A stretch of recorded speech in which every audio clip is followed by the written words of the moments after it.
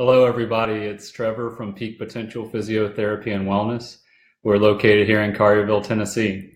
Coming at you live again. It's Thursday, so again, I missed Tuesday. We had previously said that I was going to do two a week. I was traveling on Tuesday, so I apologize again for my tardiness. But wanted to explain a little bit about our blogs that we had go up this week.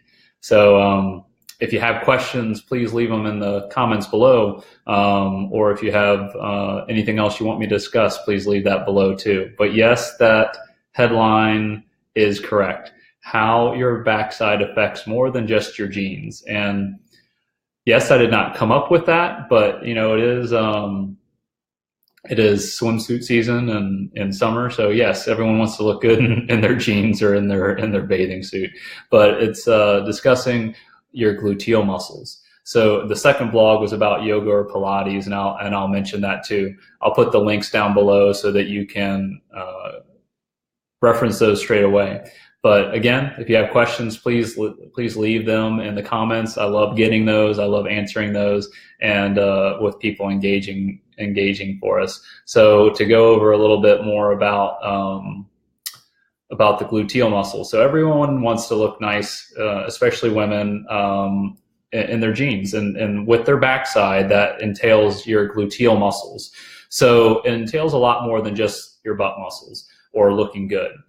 They are a complement for your core muscles. So the gluteal muscles are one of the most powerful muscle groups in your body. They're comprised of three muscles. You have your gluteus maximus, your gluteus medius, and your gluteus minimus. And they all have different functions, but they do all work together.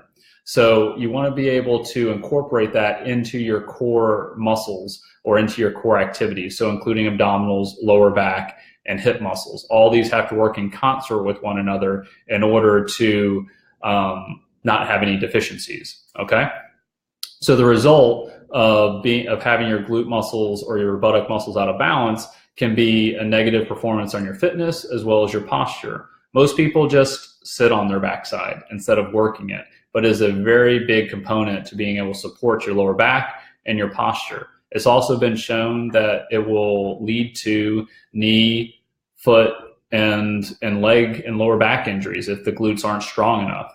So strong glutes allow you to move more efficiently as well as with more pain-free movement. So when these three muscles are in balance, you are able to adequately support the core muscles because they're kind of underneath and they're supporting everything. You get to improve your strength, your mobility, your stability, your posture, athletic performance, and you look better in your jeans. But again, we don't want to just sit on them all day. So things that you need to move and stand throughout the day are these muscles. And the best place to start is with your exercise routine. You want to do a dynamic warm up, and then the following exercises are going to specifically work on the glutes, a little and the core, but a little bit more specifically than just doing planks. So doing deadlifts, kettlebell swings, stair climbing, lunges, lateral lunges, and squats. All those are working on the glutes, as long as you're being very specific in it. But the glutes are a very big component of having a strong and active core. You also want to stabilize when you're doing those exercises with the core. If you haven't gone through our routine and how to do that, please, you can click on the link in the blog, and you can schedule a call to talk to us about that. But you'll have more bang for your buck when you're working your glutes along with your core. But you can add resistance bands to some of those exercises. And you may find these a little too challenging, or if you have any pain symptoms with it, that's where someone like us comes in. So you can always schedule a call. There's a link in the blog to schedule a call with us. If you've been trying to work and strengthen your core and your glutes and it's just not feeling right, or you're having a little bit of pain, you can click on the link and get a call with one of our physical therapists. So that's just talking about your buttocks and how your backside plays a big role into supporting your core. And then also, it's not just to sit on, it's to actually help your better health. Okay.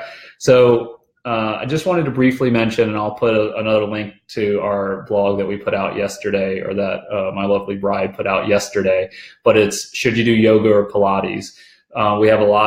We hear the story all the time. Which should I do after I start feeling better?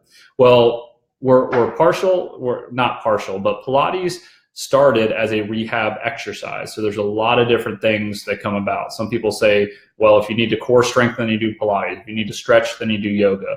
However, both have interdependent, or not interdependent, but interrelated positives. So you get flexibility with Pilates as well as you get strengthening with yoga. So the difference really, it goes into the details in the blog. So I encourage you, please click on those and you'll be able to go into a little bit more details with it.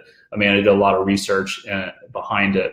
But obviously yoga has been around for hundreds of years. It incorporates meditation and breathing. And then Pilates was developed by Joseph Pilates in the 1920s and was developed as a strengthening and rehabilitation, actually, for injury. So the main premise is strength. So something that Amanda was telling me yesterday, and I really like this quote, so hopefully I don't butcher it, but yoga was started, or exercises for relaxation. And the side effect is having some strength gains or having strength advantages to it. Pilates, as I said previously, was developed for strengthening or for rehab after injury, with a side effect of having relaxation from it. So you can't really go wrong, but it does go into a little bit more detail into our blog. So as far as our 2 cents, it's your personal preference. So we tend to recommend a lot of yoga because we have a lot of chronic conditions, and they can do a lot more with stress relief